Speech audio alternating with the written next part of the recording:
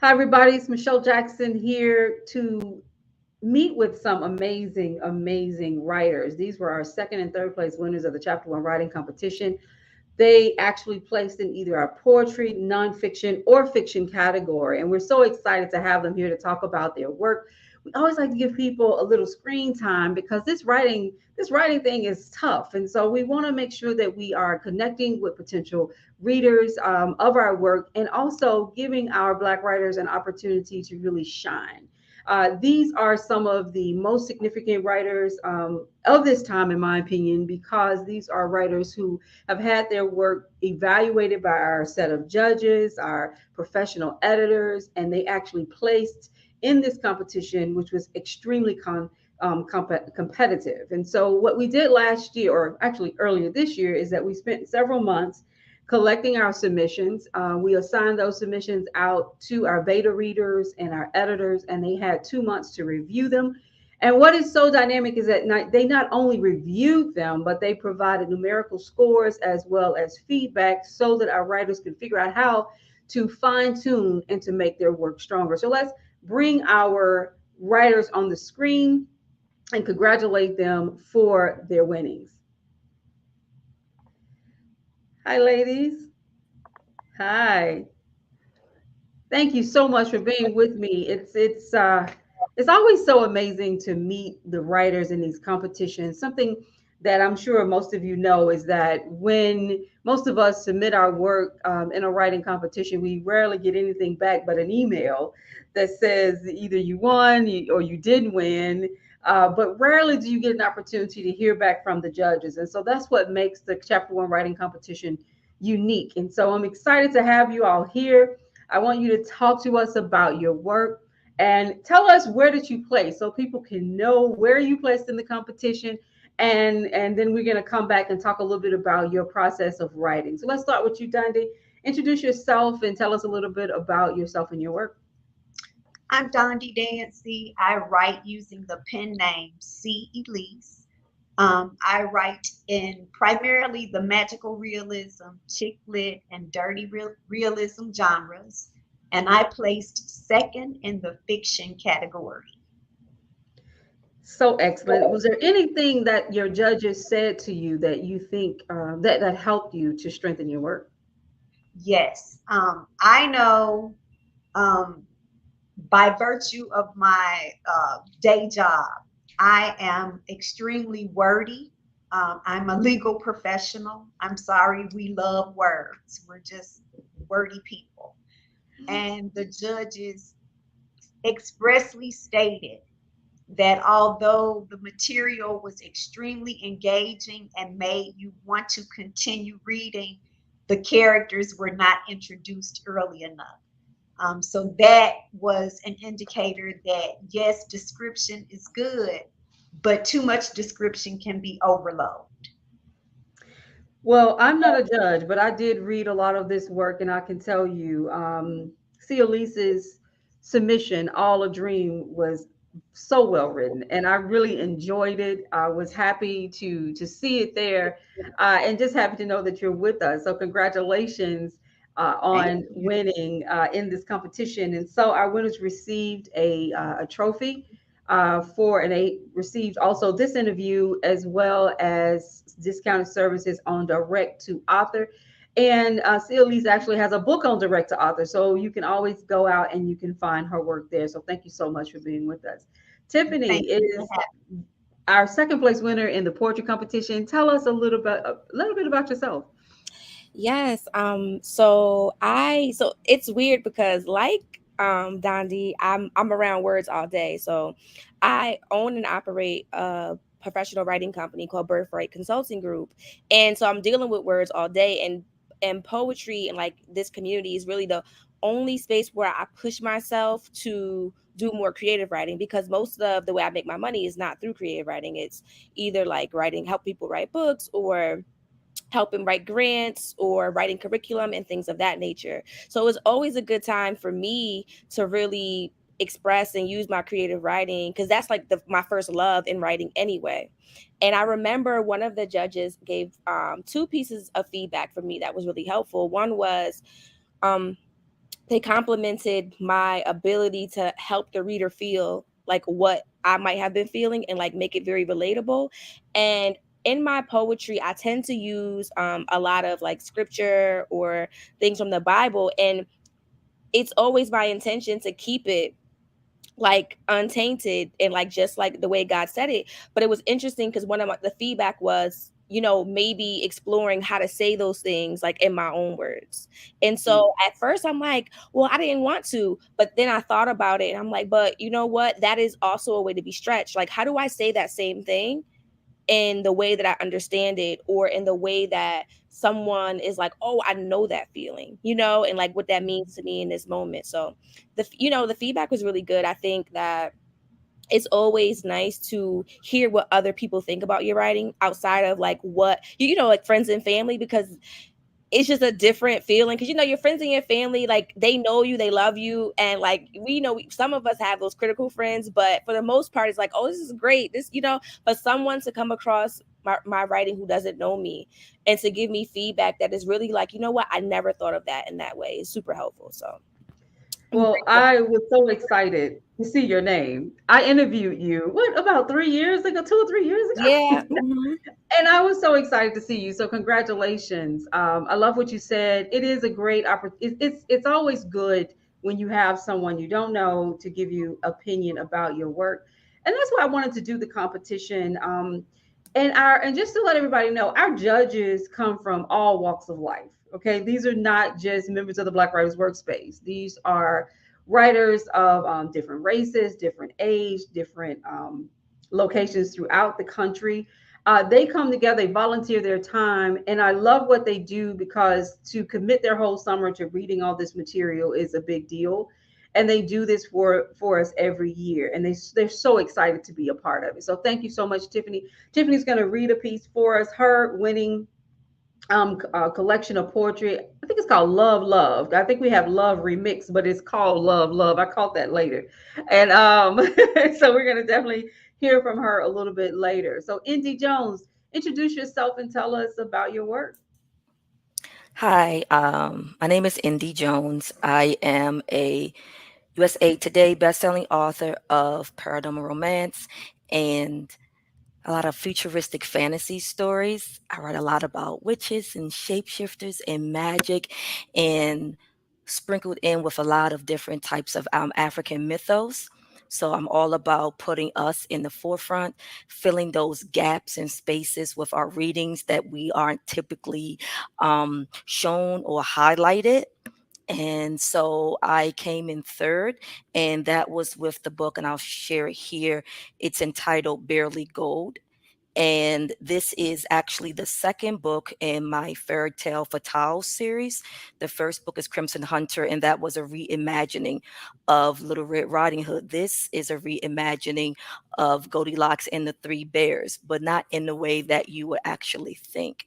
So when you asked about the feedback, I was really trying to remember the feedback, and I think it typically goes around the lines of the level of creativity, but also the topic. And I don't want to give spoilers for the book in case someone would definitely like to read it, but I took a very humanistic, serious issue for women in general, but for Black women in particular. And that's typically how I write. We talked about our background. So I'm an educator. I've been in education for probably over like 20 years, social studies.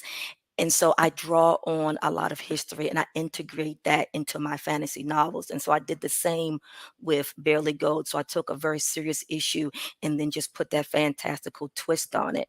So that's what you have in this novel, which I submitted. Thank you. That is so amazing. I was so excited to see you participate. I know your background. I know you're doing some amazing things out there.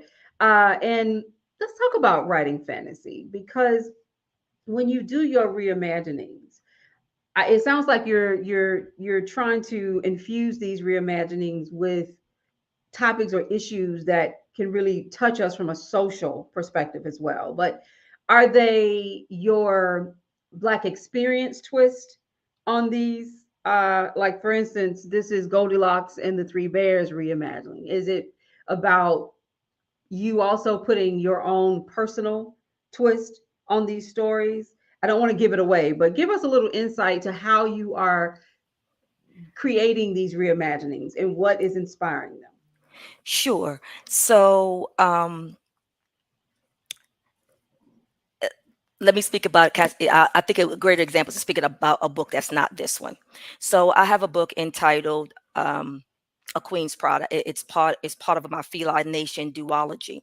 And like I said, I write a lot about shapeshifters. So in feline nation, most of the people in that book can shift into these big cats. So in this particular instance, my heroine can shift into a lion. But that's not the story. We all know about colonialism, not just in this country, but yes, in this country, but in other countries. In the whole idea of manifest destiny, it's not necessarily an idea, but it's actually historically what happened. So I take those historical understandings. So I pose the question: well, what if I created a continent and it had people who can shift into these cats, and human beings who could not, and they wanted to push them off their land. They judged them as being inferior because they can shift into these animals. So therefore you're more animalistic than you are human. So you take something like the unknown. And so we know that, for example, the Trail of Tears actually took place. But what would that look like if we put it through the lens of, humans and shapeshifters? So again, so I take something, like I said, that's why I mentioned about being social studies, about being a lover of history. I also taught African American history when I was a high school teacher. So I take those historical understandings and then I kind of frame it in a different lens. So when I say fantasy, the fantasy is the magic, even when you talk about the magical realism, for example, that Dondi mentioned earlier. So you kind of can take that unknown stuff that doesn't exist, the cool part that people like to read about, but when you write it, people get it. They're like, yes, I see the connection that you're making here. You're talking about colonialism. You're talking about manifest destiny. You're talking about, privilege versus people who aren't, this oppressive situation. People actually do get it. So the human nature is those relationships, doesn't really matter what it is. So if you create those relationships, that's what people get, and they understand that. And then the cool part is all the fantasy piece. So people who like that genre, that's the part that might draw them, but it's the human element will keep them turning the pages. So that's kind of how I integrate what I know from learning, from my perspective, of course, being a Black woman in this society, because that's a certain lens. And then I kind of use that lens when I create my characters and what they experience, what their challenges are, and then how they manifest their resilience to address all of that. That is wonderful. I love that. I would love that. Let's talk a little bit about this writing process, though, for all of you. I mean, some published, some not. Writing, though, has obviously become is something that you're passionate about, each and every one of you. I know I am. I've written 3 books. Two, I would say two. Well, I wouldn't say two fictional books, and one is a comic book, but it teaches young kids how to start businesses. So you're talking about a book that has a bit of fun and whimsical appeal to it, but it is a serious book. And so I'm creating a whole series around that. Let's talk about how do you start your work, because I think it's always important if we're really trying to educate our writers out there, and you guys are now all award winning writers. Where do you start? Since we have three fiction writers and a poet. We're gonna start with you, Tiffany. How do you start writing your poetry? Talk to us about that process. Yeah, it's a couple different ways, and it's a really good question. One way I start is when I don't know how to articulate the answer to a question. And usually these questions are like deep emotion, very deep philosophical, and sometimes very simple questions, but something I'm like, that has me a little stuck, right? Because my preferred language, or like the language that I feel the most fluent in, is the writing language. And when I can't answer a question, I will try to answer it in poetry. So that's one way I will start. And usually it really produces like a raw and very much thought out response to the question of whatever that I couldn't answer verbally. The second way is like being around inspiration. I think like it could be something as simple as like being like, I love water, so water inspires me. But then also like seeing people in their elements, like even hearing the other individuals talk about like their writing and their books and some of their journey, that's inspiring to me. So like it propels me to want to get a piece of paper or get my notes out on my phone and just even write about whatever comes up for me in that. I think it's really beautiful to watch people like be in their like purpose, like do the thing that they were really created to do. I think it's a beautiful thing to just even be a witness to, because you know it when you see it. Even if you don't know the person, you just like, yeah, that's what you're supposed to be doing, and like you keep doing that, because like even if it's outside of my industry or my expertise or even my interests, seeing you do that does like it lights a fire in me, and it does something that like is really unexplainable. And I think that also is a writing process for me. And then like the last process, which is sometimes like these days the process that comes to me the most, is like when there is something, like when I know that like in my world, due dates, right, rule everything. So like this has to be done by this date. So even seeing like the date, like August 30th, I think that was the date we had to submit this by.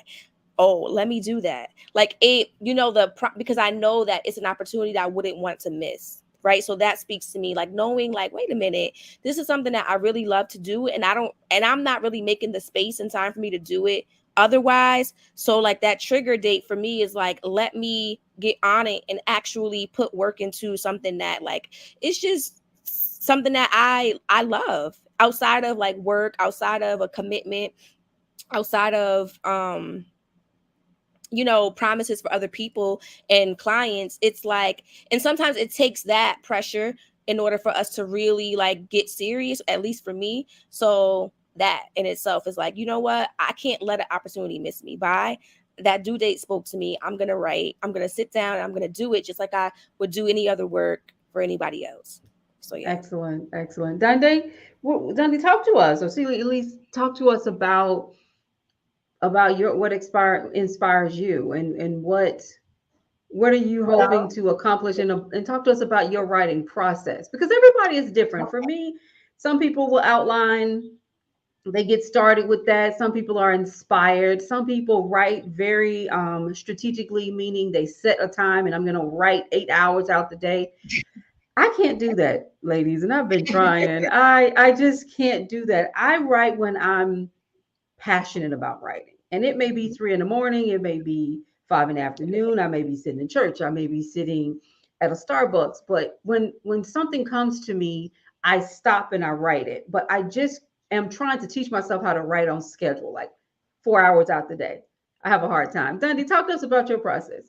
Okay, well, my process is I use writing as a form of catharsis, because I have a very high stress job and everything is time sensitive and deadlines constantly shift. And there's the time is money element associated with what I do. There's a lot of microaggression. It's a male dominated industry. So, writing for me gives me the opportunity to express what I feel like saying when I'm at work, but I know is detrimental and career limiting because I've learned that as a mature Black woman. So, it's very cathartic. And I'm also extremely visual. So, if I am reading the newspaper and an image is just striking to me of a person, I'll tear that image out.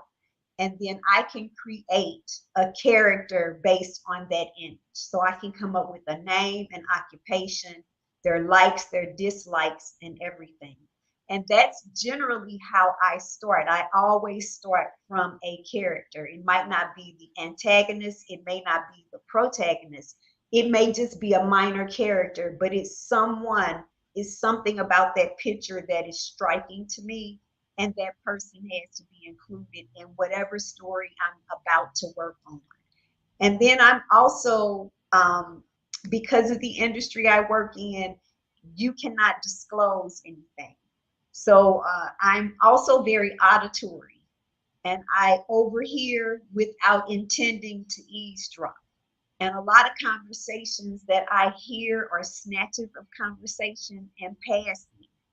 It always makes me think, oh my God, that would be a wonderful story. Um, Mm. Also, things that come up in the news. Recently, I read about the Catholic Church selling off properties, and a story popped in my head just about a convent that was once owned by the Catholic Church. And just the idea just popped in my head, and I wrote that down for some time later. So I am extremely, I'm like you, Michelle. I can write whenever and wherever, but I am very intentional about writing. So I don't believe in writer's block. I do believe that there are times when you fight the story, when you're trying to force it in a direction that it just won't go. You have to allow the characters to unfold and speak for themselves as you write. And if you're not going to do that, you're going to get blocked and you're going to not want to work on that item anymore.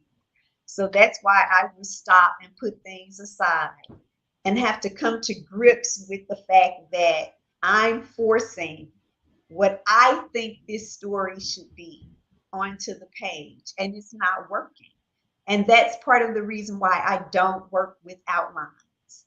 But I do know once I sit down and start writing, there are certain things, there may be 10 to 20 things that I know will be in that story. It may not be beginning to end, one, two, three, four, five, but all 20 of those items will appear in that story some kind of way, either in a setting, either in a scene, either as dialogue, either as an incident. Is definitely going to be included. Um, I write also like you, Michelle. I feel like I write best in the darkest hours of the morning. So I'm Mhm. happiest to get up at like 4 o'clock in the morning when it's really, really quiet, especially out here on the West Coast. No traffic or anything. The fog is hugging the earth, so you really can't see much because I live in Northern California. And just sit down and write. It's peaceful. My thoughts are clear. There's no external noise. There's nothing from the workday that is residual that I've brought home inadvertently that is Mhm. still ticking me off, and I can just do what I want to do. And I also like to write from beginning to end. I am very much like our prior president. I write longhand. That is my first draft. It is always pen and paper. The second draft is when I actually start using the computer. I Because love that again, we all have. writing I love that we is, have all these unique ways of doing it. Hmm. yes, and it's cathartic. And just sitting there putting the pen to paper, I can mentally feel just everything unwinding and just letting go of whatever has been bothering me lately. I can put it down on paper and I'm done with it. That's excellent. Indeed, talk to us about your process. I mean, I know for myself, it's funny when you were talking, Dundee. My first book, The Heart of a Man, I wrote after having a bad day at the office. I was running shopping malls, and there was a CEO who would get us on a bus and take us to our malls and criticize them. You know, the grass is dying, and he would just pick everything apart, and he would make us. We would sit at the back of the bus. I mean, literally, we would have to sit in the back of the bus. And I got so furious with this guy, I started writing a story about him. And it wasn't about him. I didn't know him, but I just made up this character and I began to create this storyline. And I was getting my master's degree at the time. I was living in Atlanta. And the story just took off. And it's like the characters began to talk to me. It was like, oh, highlight this, tackle this. I mean, and interestingly enough, my first character was a white man. The first main character of my first book was a white man. And I got a lot of criticism for that. Not a lot, but I did get criticism for it. And it was like, for me, it was the story that came to me. It wasn't about race, it was about the story that came to me. But it was something that the process was so beautiful because the words, once I developed that character and I fell in love with the character, he began to speak to me. And every character in that book just laid itself out. So, Indy, talk to us about your process and what drives you to write, especially in the fantasy genre. Um, see, it, I'm not gonna say it's one consistent um, form of creating a story. I would say I think it comes in two different ways. Either I start with a conflict, a challenge, and then it evolves from there. Or if I speak really specifically to Barely Gold, using that as an example, because I knew in my mind I wanted to just write a reimagining, not a retelling. I wanted to reimagine. So I wanted to hit major beats. So if you pull in all the different versions of the history of this fairy tale, I wanted to make sure I hit all the main beats that people would somewhat recognize. But that's not a story. So I started my basic question for this story was um was two. I could remember how old the Goldilocks character was. I had to do a research. She was 7, and then so my question became, what would compel a 7-year-old to break into a home, and then we know all the other things that she did. You know, she ate all the food, she broke stuff, and then she basically kind of like tried all the beds, and she was sleeping. She's just kind of like crashed, and I'm like, well, why would a 7-year-old kid in my world, that's not normal. We know that 7-year-olds might do some things that's a little above their little pay grade, but by and large, the average 7-year-old would not do such things. So for me, it started with the why.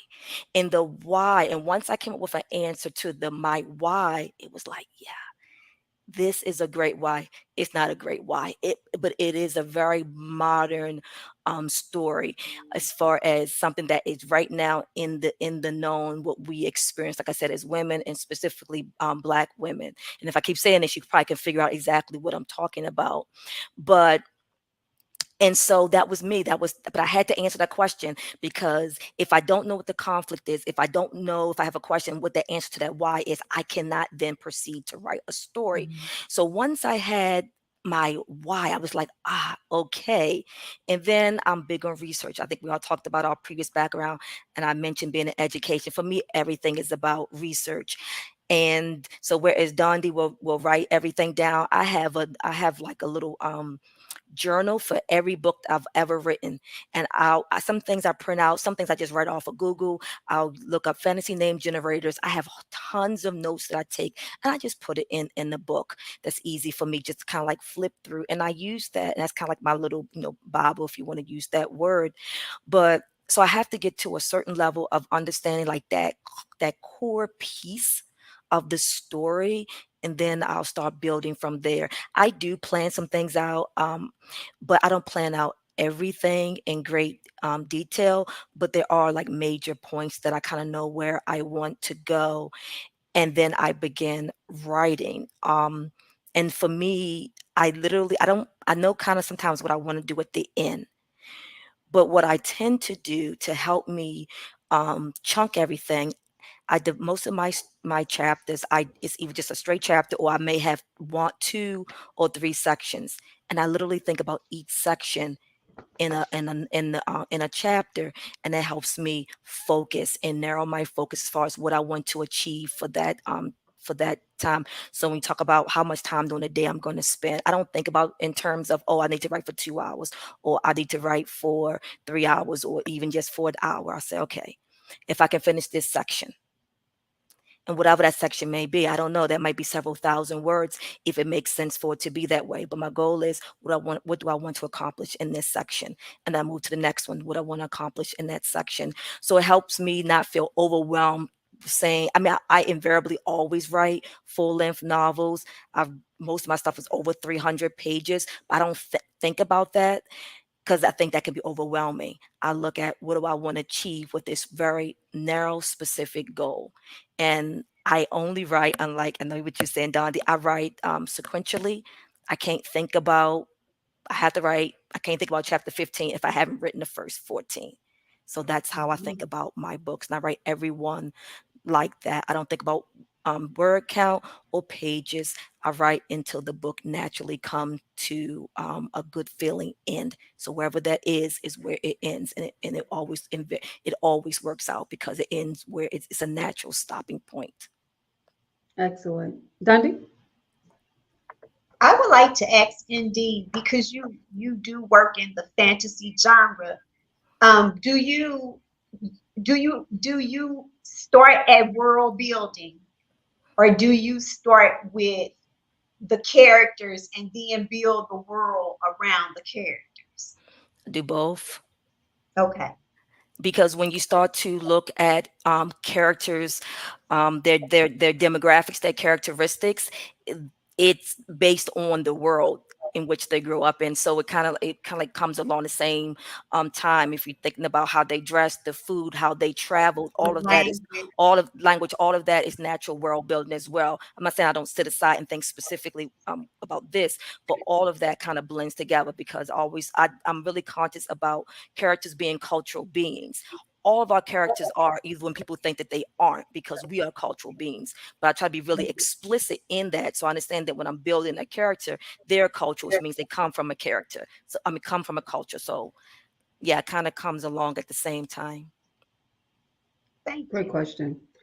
Well, ladies, this has been excellent. We're going to give Tiffany time to recite one of her poems, and then we're going to come back to everyone and give you an opportunity to give some words of wisdom to our writers, because that's what we do on the Black Writers Workspace. We are all about supporting our writers, and that's what the Chapter One competition is all about: is supporting them. Many of us are self-published, and if you've ever self-published a book, you know that after you take off the creative hat, you now have to become an entrepreneur and you have to sell that book and you have to figure out what road, what avenues you're going to go down in order to consistently sell your book. So there is a great deal of work on the marketing side.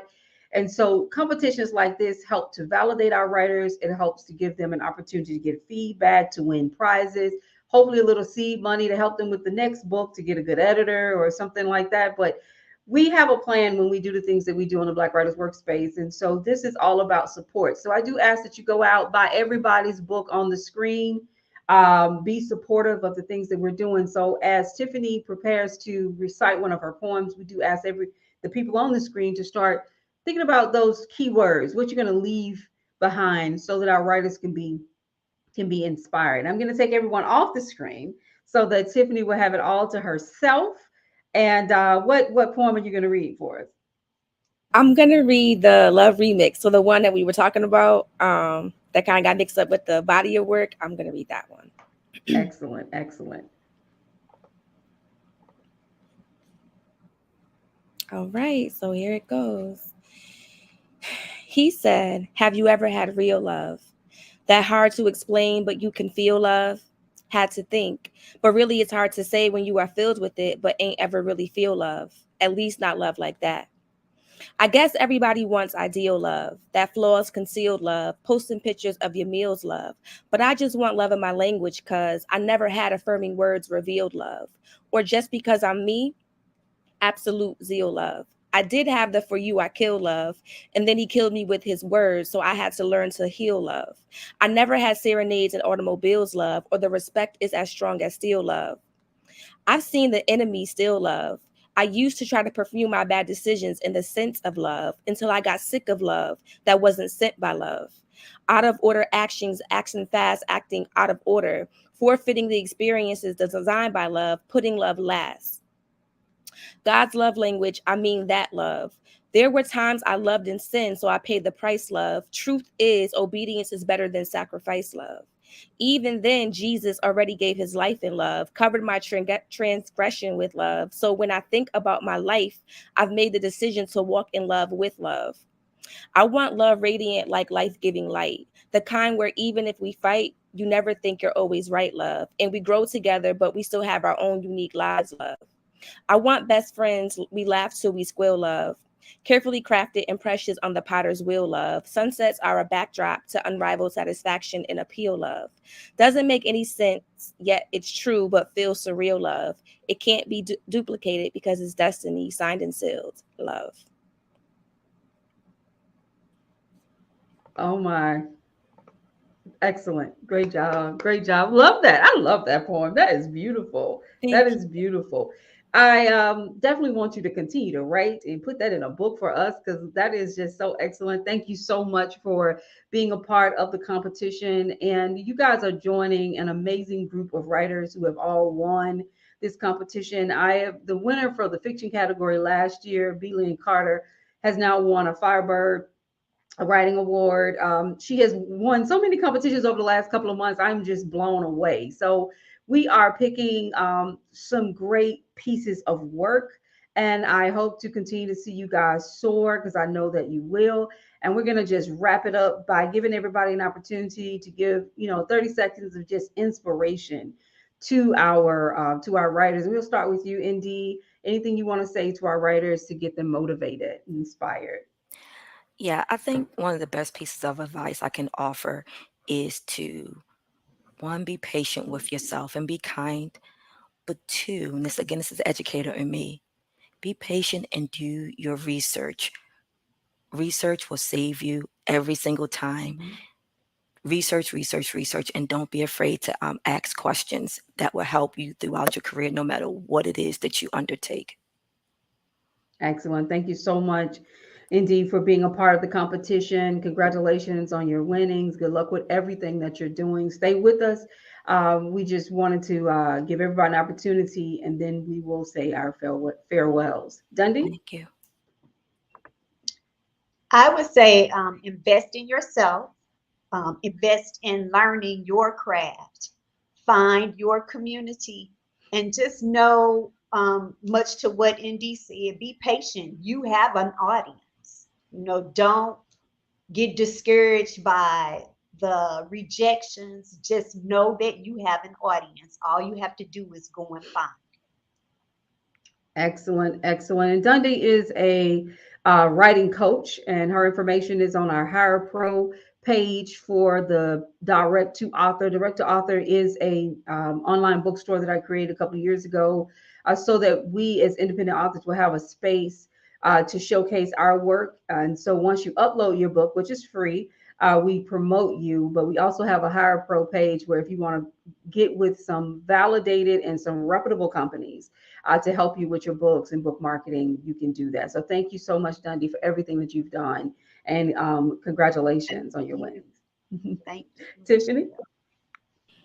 Yeah, I would just say there's so much power in creating and not being consumed with who approves it, who sees it, who recognizes it, the accolades. Yes, that's all beautiful, and it's great because it's a confidence builder, and like who doesn't want to be appreciated? But like the literal power of taking something that lives in your mind and putting it into the real world is so, there's something like that cannot be touched. Like that is like literally one of the highest forms of like human existence to me. So like being reminded to like create create, like like whatever it is that's inside of you, whether it's poetry, fiction, nonfiction, whatever it is, like in this space, like create it, like actually just do it like I'm doing a Nike ad or something, but like literally create, just create it. Thank you so much, Tiffany. Congratulations with everything that you're doing.